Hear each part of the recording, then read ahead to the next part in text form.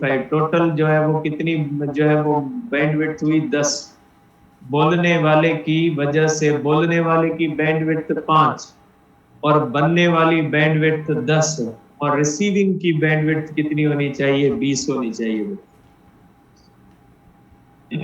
Channel bandwidth of the twice the maximum frequency of the modulating system, तो double होनी चाहिए, twice of maximum. It is important to note that the information, the intelligence signal is being carried by the sidebands which are symmetrically located around the carrier wave frequency.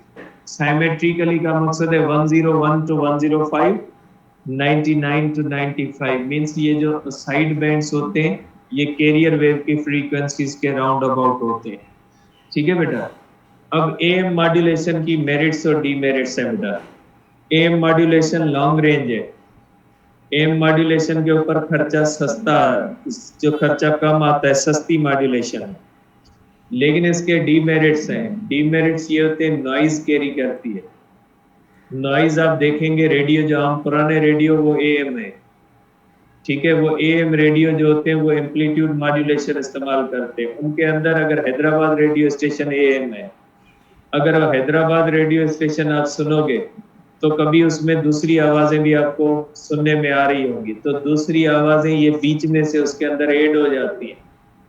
ठीक है, तो ये जो बीच में से दूसरी आवाजें इसके अंदर ऐड हो जाती मीन्स इसको कहा जाता है नॉइज कैरी करती है।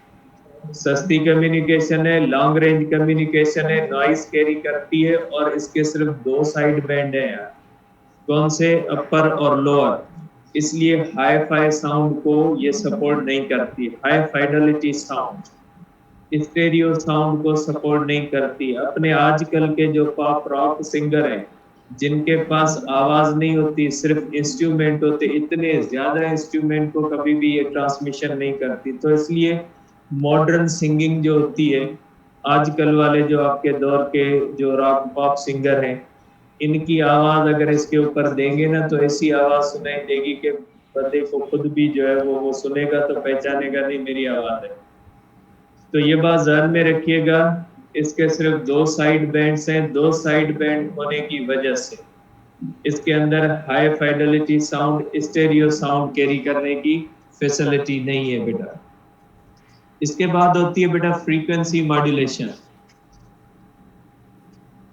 फ्रीक्वेंसी मॉड्यूलेशन का मतलब होता है बेटा एफएम जिसको कहा जाता है। ये तो थी ए।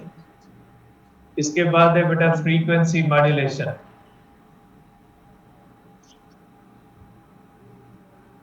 फ्रीक्वेंसी मॉड्यूलेशन के अंदर है modulation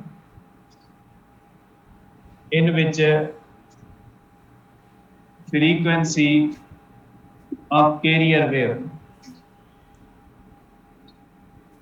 is changed in accordance with amplitude, दोनों पे डिपेंड करती है, amplitude and frequency of modulating signal। ठीक है बेटा। बेटा फ्रीक्वेंसी मॉड्यूलेशन का मतलब होता है, सुबह मैंने डेफिनेशन लिखवाई थी अगर आपको याद है, तो उसमें आपने ये बात पढ़ी होगी कि एम्पलीट्यूड मॉड्यूलेशन के अंदर जो एम्पलीट्यूड चेंज होता है वो सिर्फ और सिर्फ डिपेंड करता है amplitude of the carrier wave पे। कैरियर वेव का एम्पलीट्यूड जितना, amplitude of the modulating signal का एम्पलीट्यूड जितना ज्यादा होगा उतनी कैरियर वेव के एम्पलीट्यूड के अंदर ज्यादा चेंज आएगी। ओनली डिपेंड करती है एम्पलीट्यूड मॉड्यूलेशन के अंदर जो चेंज इन एम्पलीट्यूड होती है वो ओनली डिपेंड करती है on the amplitude of a modulating signal but does not depends upon frequency of the modulating signal. लेकिन FM means frequency modulation. Frequency modulation का मतलब होता है कि जब हम कैरियर वेव को और मॉड्यूलेटिंग सिग्नल को आपस में कंबाइन करते हैं और नतीजे में अगर frequency of the carrier wave तब्दील हो जाए तो ऐसी मॉड्यूलेशन को कहा जाता है फ्रीक्वेंसी मॉड्यूलेशन। फ्रीक्वेंसी मॉड्यूलेशन के अंदर एम्पलीट्यूड और फेज कांस्टेंट रहते हैं। इसके अंदर फॉर एग्जांपल एफएम रेडियो